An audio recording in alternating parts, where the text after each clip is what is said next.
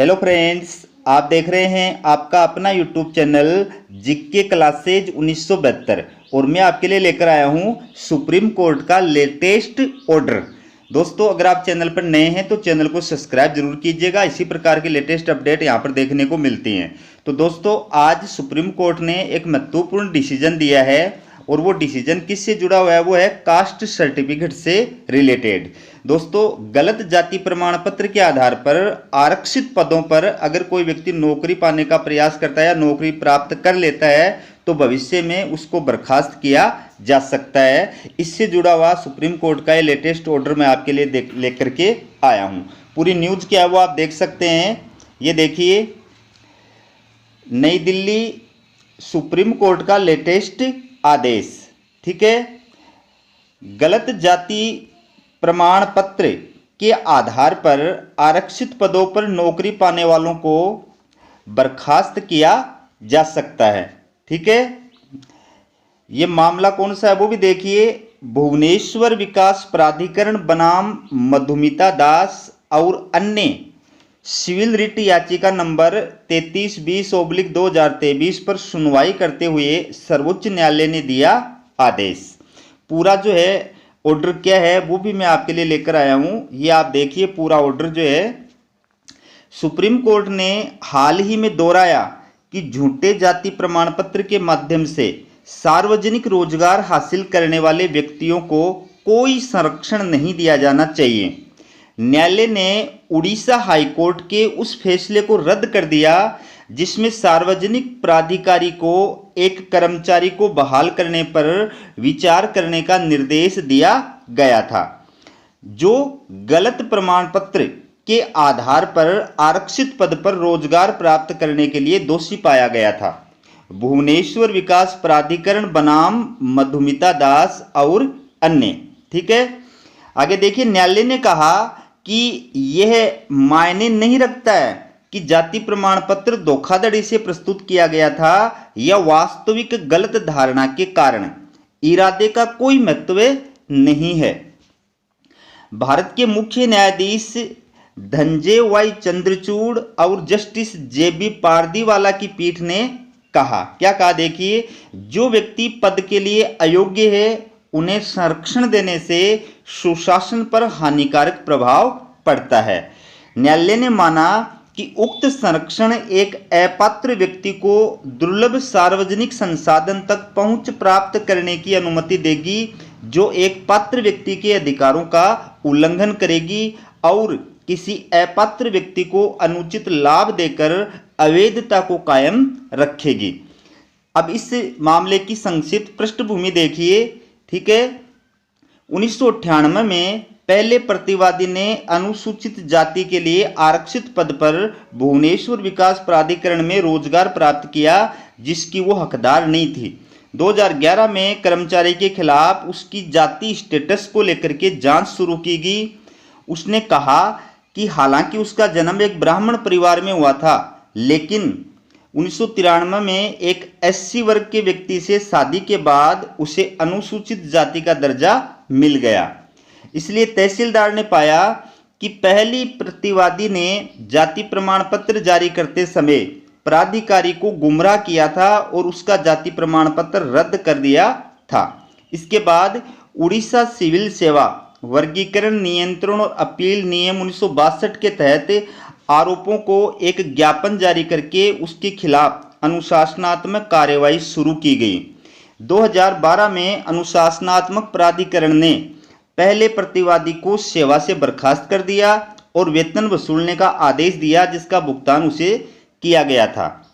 जब मामला भारत के संविधान के अनुच्छेद 226 के तहत हाईकोर्ट के एकल न्यायाधीश के पास गया तो उन्होंने पाया कि पहले प्रतिवादी ने धोखाधड़ी से जाति प्रमाण पत्र प्राप्त नहीं किया था। इसलिए जबकि एकल न्यायाधीश ने पहले प्रतिवादी के जाति प्रमाण पत्र को रद्द करने को बरकरार रखा, लेकिन अपीलकर्ता को निर्देश दिया कि यदि पद खाली है तो उसे पद पर बने रहने पर विचार करना चाहिए।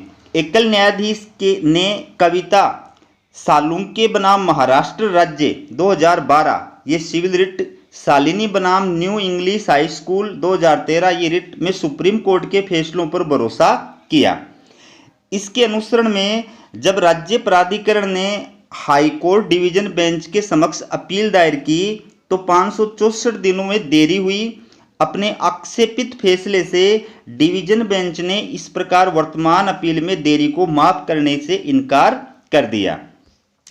न्यायालय की टिप्पणियां देखिए, न्यायालय ने इस दौरान क्या क्या टिप्पणियां की थी। शुरुआत में देरी को माफ कर दिया गया था क्योंकि राज्य ने रिट अपील पर कार्रवाई के लिए आवश्यक मंजूरी लेने के लिए उठाए गए कदमों के बारे में विस्तार से बताया था। इसके अलावा न्यायालय ने यह भी कहा कि इस मामले में देरी को माफ करने से इनकार करने से धोखेबाज को आरक्षित सीट का लाभ जारी रखने की अनुमति देने के गंभीर परिणाम होंगे। इसने आगे दर्ज किया, ये सिर्फ राज्य के लिए नुकसान का मामला नहीं है बल्कि आरक्षित सीट के वास्तविक उम्मीदवारों के लिए भी है जिन्हें बार कर दिया जाएगा। हमारा मानना है कि डिवीजन बेंच को इस मामले के तथ्यों में देरी को माफ कर देना चाहिए था। फिर देखिए, क्या कोई विवाह के माध्यम से अनुसूचित जाति का दर्जा प्राप्त कर सकता है। इसके बाद न्यायालय ने इस प्रश्न पर विचार किया कि क्या पहली प्रतिवादी अपनी शादी के कारण एससी दर्जे का दावा कर सकती है। वल्समा पोल बनाम कोचीन, ठीक है, विश्वविद्यालय 1996 सिविल रिट जो है 545 और अंजन कुमार बनाम भारत सरकार 2006 ये सिविल रिट पिट जो है 257 का संदर्भ दिया गया था, जिसमें कहा गया था कि एससी प्रमाण पत्र देने के लिए शर्त यह है कि व्यक्ति को दिव्यांगता से संबंधित होना चाहिए। इस संबंध में अदालत ने तहसीलदार की रिपोर्ट को ध्यान में रखा कि पहली प्रतिवादी को उसकी शादी के कारण कोई सामाजिक नुकसान नहीं हुआ। न्यायालय ने यह भी नोट किया कि हाईकोर्ट द्वारा जिन निर्णयों पर भरोसा किया गया था उन्हें भारतीय खाद्य निगम के अध्यक्ष और प्रबंध निदेशक बनाम जगदीश बलराम माहिरा 2017 ठीक है के मामले में सुप्रीम कोर्ट द्वारा खारिज कर दिया गया है।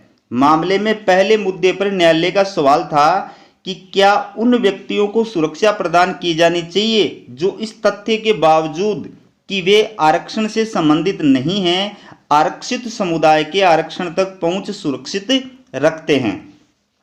वर्तमान मामले में उसी सिद्धांत को लागू करते हुए न्यायालय ने क्या कहा, देखिए, पहली प्रतिवादी ने अनुसूचित जाति के लिए आरक्षित पद पर रोजगार प्राप्त किया जिसकी वह हकदार नहीं थी। इसका प्रभाव एक वास्तविक उम्मीदवार को विस्थापित करना है जो अन्यथा इस पद का हकदार होता। अनुशासनात्मक जांच कराने में अपीलकर्ता के आचरण में कोई गलती नहीं पाई जा सकती। जांच के निष्कर्ष अप्राप्य है, जो सजा दी गई उसे अनुपातहीन नहीं माना जा सकता। भले ही पहले प्रतिवादी का जाति का दावा धोखाधड़ी पूर्ण हो या अन्यथा ये स्पष्ट है कि आरक्षित पद के खिलाफ रोजगार हासिल करने से उसे जो लाभ मिला था उसे जाति का दावा खारिज होने के बाद वापस लेना होगा।